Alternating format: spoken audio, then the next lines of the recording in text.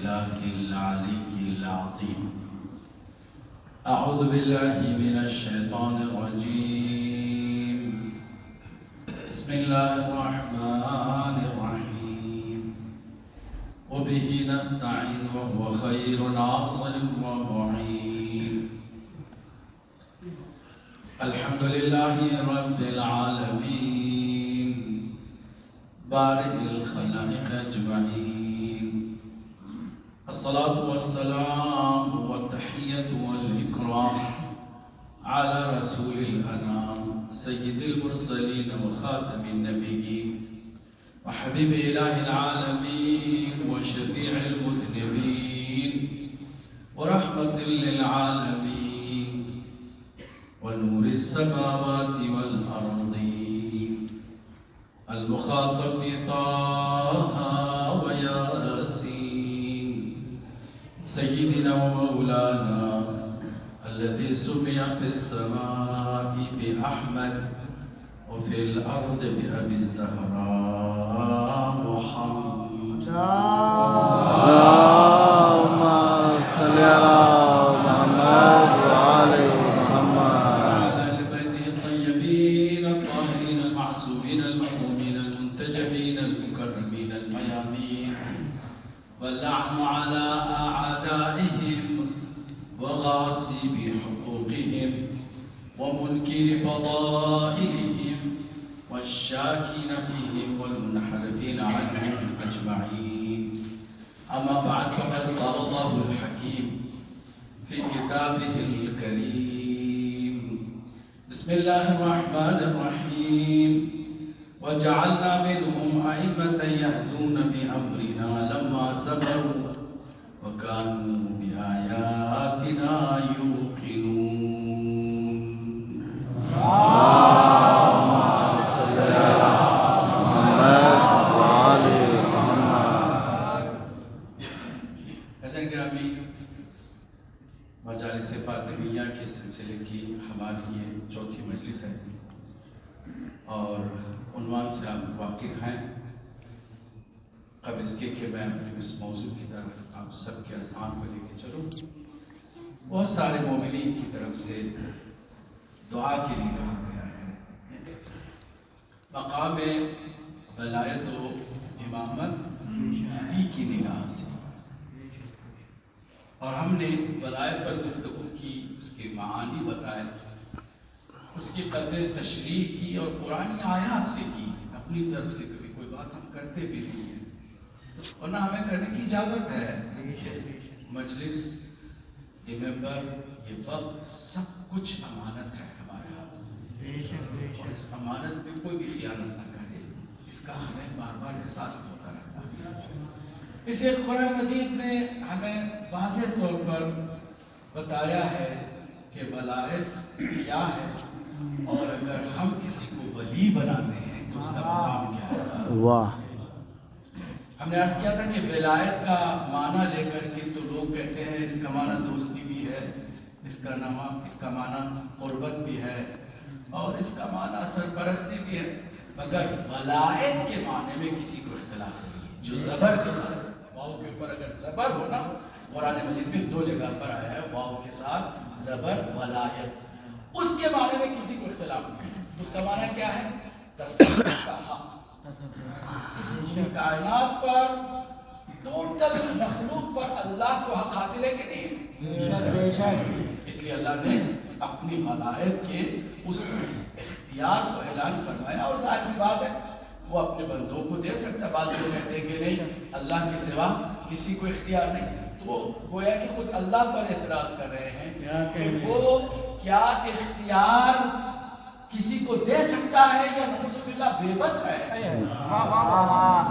اگر وہ کوئی کہہ رہا ہے کہ نہیں اللہ کے سوا کسی کو اختیار نہیں ہے، تو اس کا مطلب وہ اللہ کو بے بس سمجھ رہا ہے. وہ دیتا ہے کسی کو اس کے ظرف کے حساب سے، جس کا جتنا ظرف ہے اس کو تصرف کا اختیار دیا جاتا ہے. انبیاء کو بھی حاصل ہے، اولیاء کو بھی حاصل ہے، حتیٰ کہ علماء کو حاصل ہے، عام مومنین کو حاصل ہے. مومنین ایک دوسرے کے اولیاء بھی ہو سکتے ہیں. سرپرستی کا حق ہر جگہ اللہ نے دیا ہے. پھر آگے ہم نے امامت کے مسئلے کو شروع کیا، اور کل ہم نے خود امامت کے معانی پر گفتگو کی. خود اس کا معنی بتا رہا ہے کہ امام کو معموم بنا نہیں سکتا، کیونکہ اگر معموم کسی کو بناتا ہے تو وہ پھر معموم کا معموم ہے، امام نہیں. امام کا مطلب ہے کہ جو آگے ہو، پیشوا ہو، اور وہ تمام سے بہتر ہو تو آگے ہونا، اگر بہتر نہ ہو تو اسے آگے ہونے کا حق حاصل نہیں ہے. اور ہم نے یہ عرض کیا تھا کہ ہم جن کو امام مانتے ہیں ان کی 5 خصوصیات ہیں. ہم ہر کسی کو امام نہیں مانتے، اور یہ ہمارا ایک سٹینڈرڈ ہے نا. اس کو عقل مند جو بھی ہے، چاہے کسی بھی مسلک کا ہو، جب سنے تو اپریشیٹ کرے.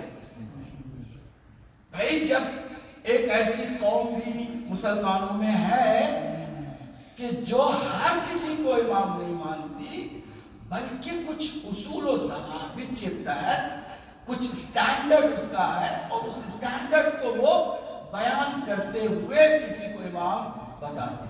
وہ قوم اگر دلائل کی روشنی میں اصول کی بنیاد پر عقلانیت کے عظیم فیصلے کے مطابق کوئی بات کرے تو عقل مند کوئی بھی کسی بھی مسلک کا ہوگا اسے وہ اپریشیٹ کرے گا، کہے گا کہ واقعی ہمیں نہیں معلوم تھا، بہت شکریہ آپ کا کہ آپ نے ہمیں بتایا کہ امام کیسے ہوگا تو ہم مانیں.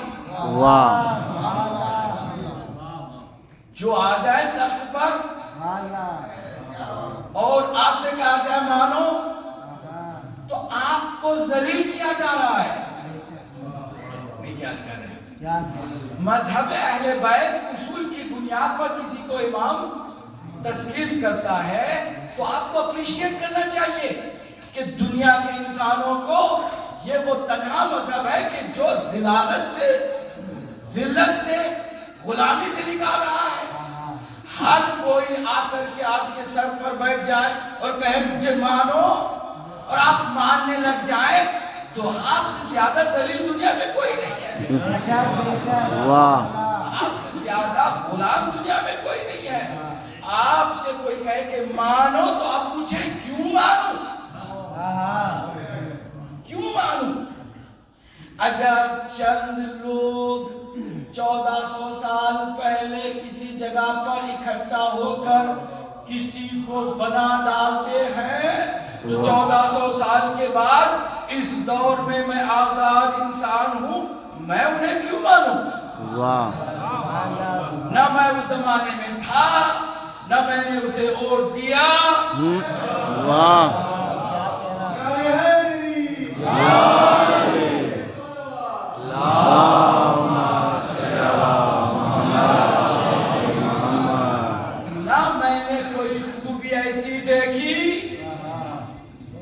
نہ میں اپنے سے بہتر اسے پا سکا، تو میں کس اعتبار سے اسے مانوں؟ نہیں، چند لوگوں نے مل کے بنایا تو آپ کو ماننا پڑے گا. نہ مانوں گا تو کیا ہو جائے گا؟ کہ کافر ہو جائے گا. اچھا، کسی جگہ پر کوئی آیت ہے نہیں، عقل کا کوئی فیصلہ ہے نہیں، کوئی لاجک ہے اس میں، کوئی منطق ہے، کوئی خاص ثبوت ہے اس کے لیے. چلیے کوئی حدیث ہی ہے، بنانے والوں نے تو اس دلیل پر بنایا کہ حضور نے کسی کا انٹروڈیوس نہیں کرایا تھا. تو یعنی خود ہی کہہ رہے ہیں کہ جو بن رہے ہیں اور جو بنانے والے ہیں اس بنیاد پر بنا رہے ہیں کہ حضور کی طرف سے ان کے لیے کوئی سند نہیں ہے. اس لیے ہم کہتے ہیں ہر شیعہ بچہ دلائل کو سمجھے اور وہ اصول جانے، ان خصوصیات کو سمجھے کہ جن کی بنیاد پر ہم کسی کو امام کہیے مانتے ہیں. آپ بھی تھوڑا سا بولتے رہیے گا تاکہ مجھے اطمینان ہو کہ آپ میرے ساتھ چل رہے ہیں. سننے میں اور چوکنا ہو کر سننے میں بڑا فرق ہوتا ہے. قرآن نے کہا ہے کہ خالی سنو نہیں، فاستمعوا لہ، غور سے سنو. واہ ہم بھی چاہتے ہیں کہ آپ کیا کریں؟ غور سے سنیں. غور سے سنیں. توجہ ہے. ہر بچے کو یہ علم ہونا چاہیے کہ وہ امام کو مانتا ہے تو کیوں مانتا ہے اور کس طرح کے امام کو مانتا ہے, اس کا اسٹینڈرڈ کیا ہے, اس کا معیار کیا ہے. جب معیار کے ساتھ آپ بات کریں گے تو ہر عقل مند آج کی اس دنیا میں رہنے والا اس کو سمجھنے کی کوشش کرے گا, پھر اسے اپریشیٹ کرے گا, پیسوں میں نہیں پڑے گا.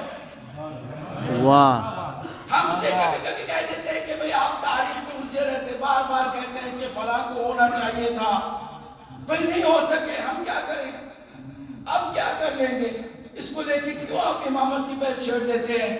فائدہ کیا, جس کو ہونا تھا ہو گیا, صحیح تھا غلط تھا, اب آپ اس کو لے کر کیا بیٹھے ہیں. ہم کہتے ہیں آج بھی آپ کو اسی امامت سے وابستہ ہونا ہے. اگر نہیں ہوں گے تو کہاں جائیں گے؟ جہنم.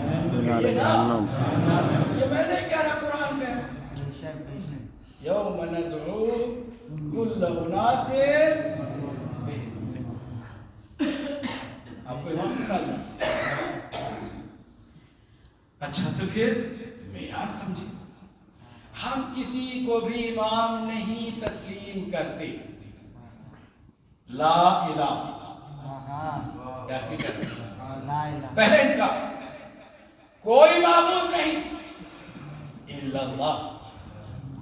ایسا نہیں ہے کہ چلو ان کو بھی مانتے ہیں, ان کو بھی مانتے ہیں, ان کو سیکولر ہے, ان کو بھی مانتے ہیں, ان کو بھی مانتے ہیں, اللہ کو بھی مان لیتے ہیں.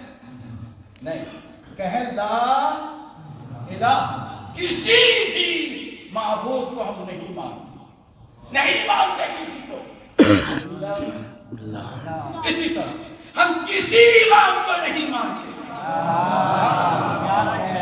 کسی کو بھی امامت کے قابل سمجھتے, کسی کی حیثیت نہیں کہ جو ہمارا امام بنا بیٹھے, بن کر آ گیا ہے. اللہ, اب یہ 5 خصوصیات کا ہے تو بسم اللہ, ہم مانیں گے نہیں بلکہ اطاعت میں پیش رہیں گے, اور ہونا بھی چاہیے, ہے نا. تو 5 کیا ہے, میں یار غور سے سنیے گا. نمبر 1, ہم اس کو امام مانتے ہیں کہ جو اللہ کا بنایا ہوا ہو, منصوص من اللہ, اللہ سے نص ہو. بناتا بھی رسول نہیں ہے, رسول صرف انٹروڈیوس کراتا ہے, تعارف کراتا ہے, ہمیں بتاتا ہے کہ اللہ نے کسے بنایا ہے. اسی لیے حضور کی کسی بھی جملے میں یہ نہیں ہے کہ میں علی کو وزیر بناتا ہوں. حتیٰ قرآن پڑھیے تو حضرت موسیٰ نے بھی نہیں کہا میں بناتا ہوں ہارون کو اپنا وزیر, نہیں, بلکہ اللہ کی بارگاہ میں دعا کی, پروردگار بنا وزیر میرا ہارون کو, تو بنانے والا ہے. اللہ نے بنایا تو ہارون وزیر بنے کس کے, حضرت موسیٰ علیہ السلام. اسی طرح سرکار نے بھی دعا کی ہے, اللہ نے کہا تمہارے لائق ہو اسے ہم بنائیں گے, تمہارے اس بیت پر کوئی پورا اترے تو بنائیں گے, تمہارے کیلیبر کا ہوگا تو بنائیں گے. کسی کو نہیں بنائیں. تو اس نے بنایا, ٹوٹل 12 بنائے, نہ 12 سے کم نہ 12 سے صرف 12 بنائے. پہلی یہ کنڈیشن, اللہ نے بنایا تو ہم حاضر ہیں, کافی ہے اللہ مجھے نے بنایا ہے تو اسی کو لے کے آگے بڑھ جائے. نہیں, باقی 4 اور خصوصیتیں بھی دیکھو. اگر 5 اور خصوصیتوں میں سے ایک خصوصیت بھی کم کہیں نظر آئے نا تو ہم سے امام نہیں مانتے. دوسری خصوصیت کیا ہے, دوسری یہ ہے کہ وہ ذریت ابراہیمی سے ہو. تو اس کا مطلب یہ ہے کہ اللہ بھی ہر خاندان میں امامت نہیں رکھتا ہے. اور یہ میں نہیں کہہ رہا, قرآن کہہ رہا ہے. اسی بنیاد پر چونکہ وہ بنانے والا ہے اس نے بتا بھی دیا, جب حضرت ابراہیم علیہ السلام کو چند امتحانات میں کامیاب پایا تو اللہ سبحانہ وتعالیٰ نے فرمایا انی جاعلک للناس اماما، میں لوگوں کا تمہیں امام بناتا ہوں۔ امامت کا رتبہ اتنا تھا، خلیل اللہ پہلے سے تھے، نبی پہلے سے تھے، رسول پہلے سے تھے، سارے یہ رتبے مل چکے تھے۔ آخر میں بڑا سخت امتحان اللہ نے لیا، امتحان میں کامیاب ہوئے تو اللہ نے فرمایا اب تمہیں امامت عطا کرتے ہیں، تمہیں امام بناتے ہیں۔ جب یہ مرتبہ جب دیکھا کہ عظیم مرتبہ ہے تو فرمایا کیا وَمِن ذُرِّيَّتِي، پروردگار میری ذریت میں بھی اسی امامت کے سلسلے کو رکھ دے۔ اللہ نے ابراہیم خلیل اللہ کی دعا کو رد نہیں کیا، اور کسی بھی نبی کی وہ دعا رد نہیں کرتا ہے۔ ابراہیم نے دعا کیا کی کہ امامت کو اگر تم نے رکھ رہا ہے اور اس کو چلانا چاہتا ہے تو وہ میری ذریت میں رکھ دے۔ وَمِن ذُرِّيَّتِي، میری ذریت میں، تو اللہ نے دعا کو مشروط قبول فرمایا۔ جملوں پر غور کیجئے گا، دعا کو مشروط قبول فرمایا۔ کیا فرمایا؟ کہ یقیناً امامت جو ہے وہ تمہاری ہی صلب میں جائے گی، مگر ایک کنڈیشن کے ساتھ، قریش میں جتنے تیری ذریت کے لوگ ہوں گے کوئی بھی دعویٰ کرنا نہیں لگ جائے کہ چونکہ میں ذریت ابراہیمی میں سے ہوں، اس لیے امامت مجھے بھی ملنی چاہیے۔ اس لیے ایک کنڈیشن کے ساتھ ہے، وہ کیا ہے؟ لا ینال عہد الظالمین، میرا یہ جو عہدہ ہے نا امامت کا، ظالموں تک نہیں پہنچ سکتا ہے۔ ظلم کی تعریف میں بتایا گیا ہے کہ اگر کوئی مختصر سا معمولی سا صغیرہ گناہ بھی کوئی کرتا ہے تو وہ اللہ کی نگاہ میں ظالم ہے۔ صغیرہ گناہ میں بھی کوئی مبتلا ہوتا ہے، بلکہ تو انبیاء نے ہمیں اور مزید بات کو واضح کیا، جو ترک اولا کر جاتے تھے وہ بھی کہتے تھے ظلمت نفسی، ہم نے اپنے نفس پر ظلم کیا، اپنے نفس پر ظلم کیا۔ تو جو ظلم کرے گا چاہے وہ چھوٹا ہو کہ بڑا ہو، وہ پھر امام نہیں بن سکتا۔ تو تیسرا معیار بھی سامنے آ گیا، وہ کیا ہے؟ کہ امام جو اللہ کا بنایا ہوا ہو، نمبر 1، نمبر 2 ذریت ابراہیمی سے ہو، نمبر 3 معصوم ہو۔ عصمت صغریٰ سے بھی کام نہیں چلے گا۔ انبیاء کو اللہ نے عصمت صغریٰ سے نوازا ہے، مگر اللہ کے آخری نبی اور اس کے بعد باقی 13 ہستیاں ایسی ہیں کہ جن کو اللہ نے عصمت کبریٰ پر فائز فرمایا ہے۔ اور اس پورے سلسلے عصمت و طہارت کی جو مرکز ہے وہ بی بی ہے کہ جس کی مجلس میں آپ بیٹھے ہیں۔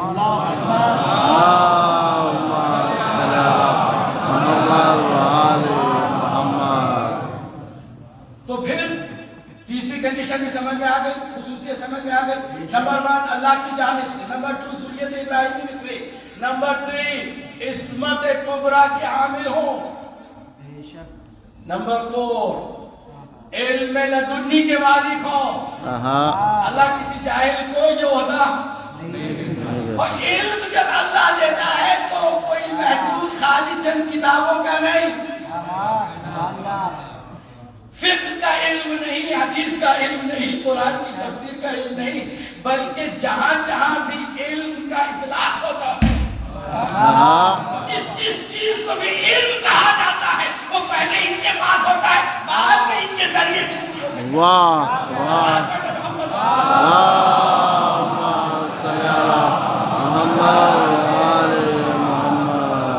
چار آپ نے معیار سنی ہے نا، 4 خصوصیات۔ 5ویں خصوصیت کیا ہے؟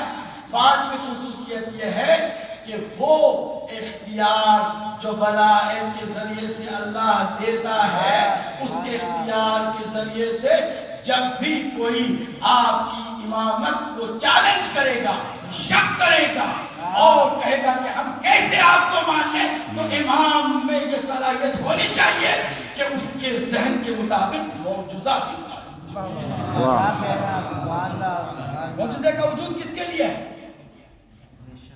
کوئی نبی ایسے ہی معجزہ دکھاتا ہوا نہیں پھرتا ہے، کوئی امام بھی ایسے ہی معجزے دکھاتا ہوا نہیں پھرتا ہے۔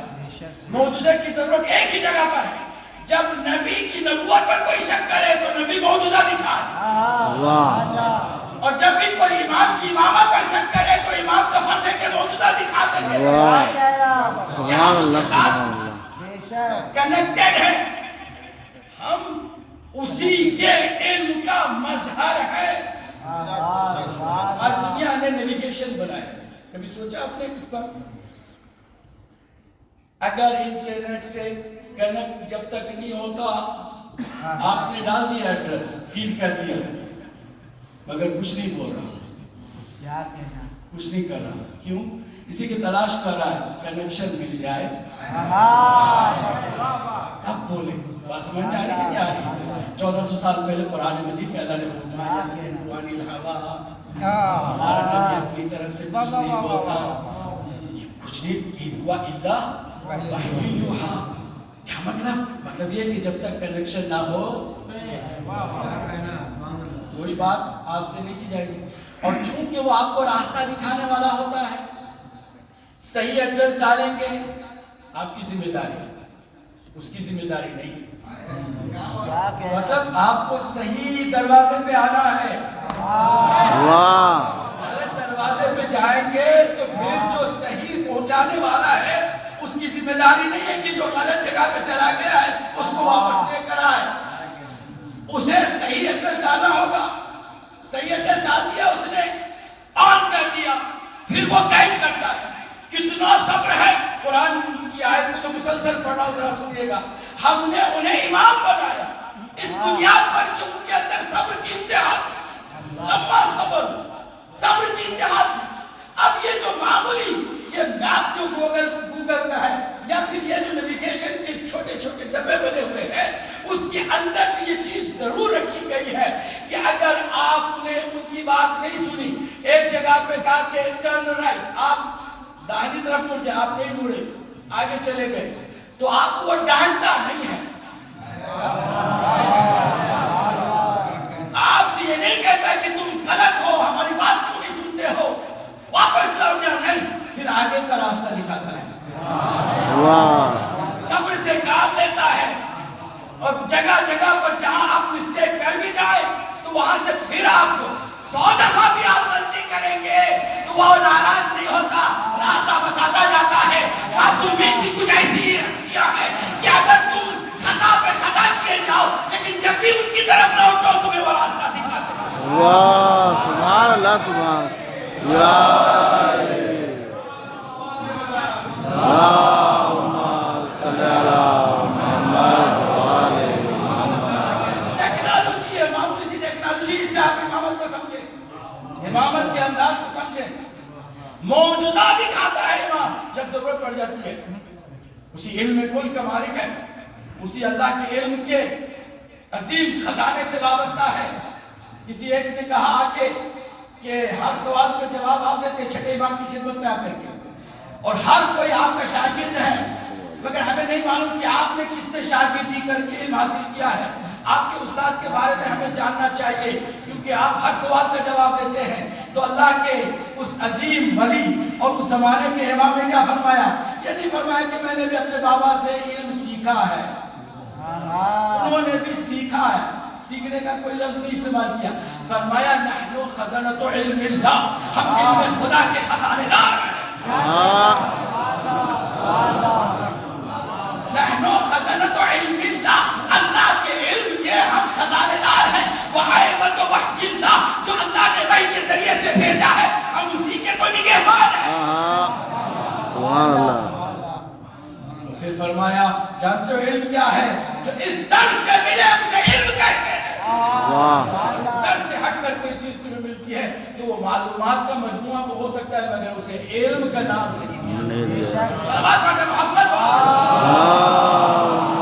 صلی اللہ محمد وآلہ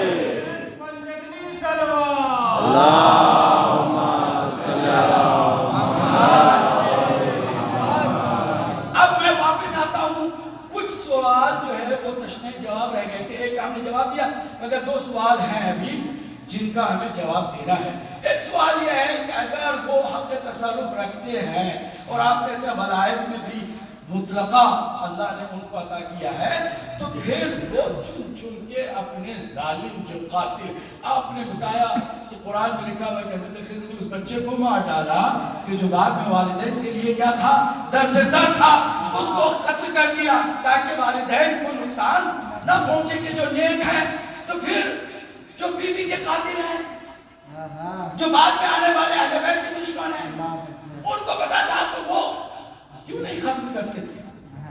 اگر ولایت تھی تو اس کا استعمال کیوں نہیں ہوتا تھا؟ بہترین استعمال، قاتل کو صفحہ 80 سے مٹا دو، غلط تھا اگر کرتے تو نہیں، تم کیوں نہیں کیا؟ یہ سوال ہے، جواب یہ آپ کیا ہے؟ خالی اختیار تو ہوتا اور علم نہ ہوتا، کیا تو پھر بات سمجھ جائے۔ اگر اختیار ہوتا، علم نہ ہوتا، تو ممکن ہے کہ کوئی ایسی بات بھی ہو جاتی، مگر ان کو اللہ نے علم بھی دیا ہے۔ اور ہمارے ذاکرین غلطی سے کہتے ہیں مولا جب تلوار چلاتے تھے تو 70 نسلوں کو آگے دیکھ کے چلاتے تھے۔ آپ کو علم نہیں ہے اس بات کا، مولا خالی 70 کو نسلوں کو نہیں دیکھتے ہیں، اس کی آدم سے پہلے، آدم کے زمانے سے لے کے نسلوں کو دیکھتے ہیں، اس وقت تک، پھر اس کے بعد سے قیامت تک دیکھتے چلے جاتے ہیں۔ اگر اس پورے سلسلے میں ایک بھی علی والا کوئی ہونے والا ہوگا، سبحان اللہ،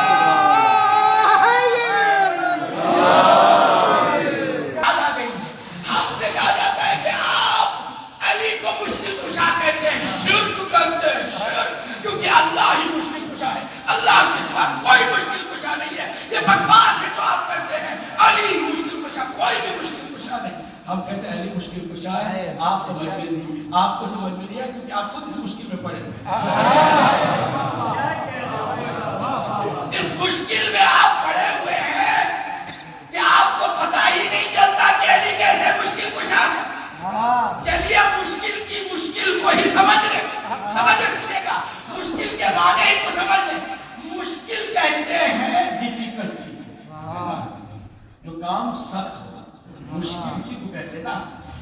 مشکل کیا ہے سنیے گا، آپ گاڑی چلا رہے ہیں، ٹھیک ہے، ہم وہاں موٹر وے کہتے ہیں، ہائی وے آپ کہیں یا کچھ بھی کہیں، گاڑی اچانک چلتے چلتے رک جاتی ہے، یہ آپ کی کیا ہوئی؟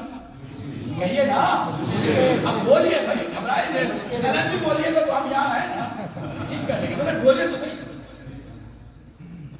گاڑی رک گئی، یہ کیا ہے آپ کی؟ مشکل۔ تو مشکل کا حل کیا ہے؟ اگر آپ جانتے ہیں بولٹ اوپن کریں گے، جو خرابی ہے اس کو ٹھیک کریں گے، تو آپ کے لیے پھر وہ مشکل نہیں ہے۔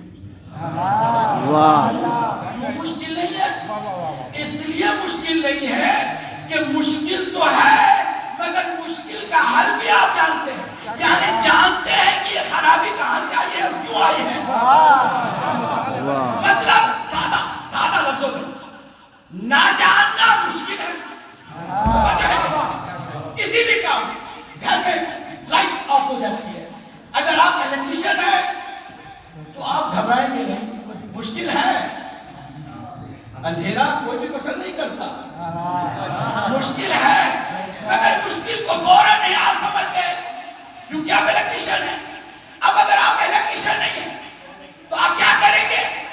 اس کو بلائیں گے جو اس کو ٹھیک کر سکتا ہے، اور جو ٹھیک کرنے والا ہوتا ہے اسی کو کہتے ہیں مشکل کشا۔ کوئی اور میں بات کر رہا ہوں، کوئی پیچیدہ بات کر رہا ہوں، کوئی فلسفہ سنا رہا ہوں نہیں، سمپل 2+2=4 والی بات ہے۔ مشکل کیا ہے؟ جہالت۔ مشکل کیا ہے؟ نہ جاننا۔ مشکل کیا ہے؟ بے خبر رہنا۔ مشکل کیا ہے؟ ہنر اور فن کا نہ ہونا۔ اور مشکل کشا کیا ہے؟ اس کا جان لینا۔ پھر یہاں پر جان لینے والے کے بارے میں آپ مذہب ہی نہیں پوچھتے۔ جب آپ فون کرتے ہیں نا روڈ اسسٹنٹ کو کہ بھائی آؤ میری گاڑی خراب ہو گئی ہے ٹھیک کر دو، تو وہ جو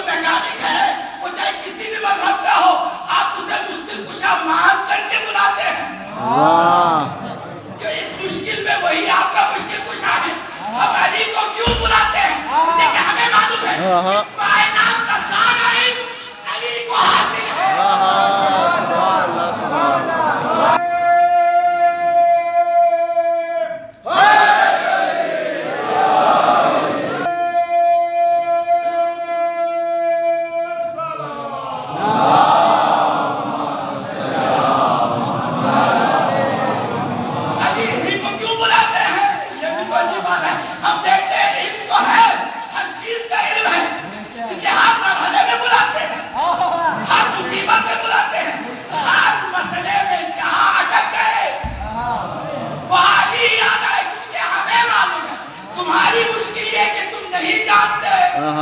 ہمارا یہ کام ہے کہ ہم جانتے ہیں کہ اگر یہ بات بگڑی ہے تو بنائے گا کون؟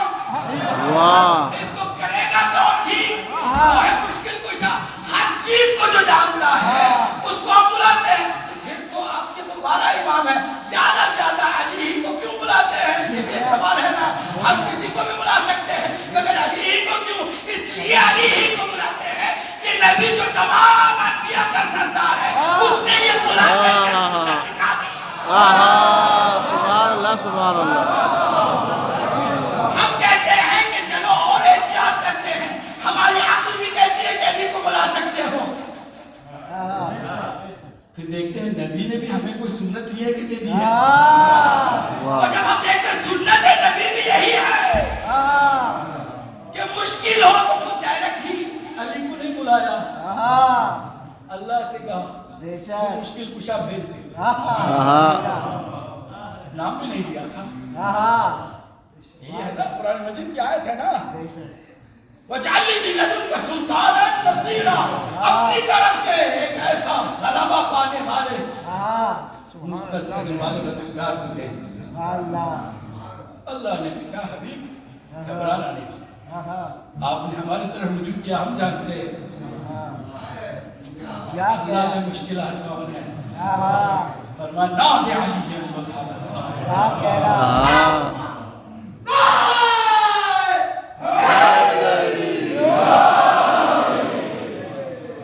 تو مشکل نہ جاننا ہے, مشکل کشا جان لینا ہے. ہر علم کا اگر علی کو نہیں بلائیں گے تو آپ گھاٹے میں ہیں.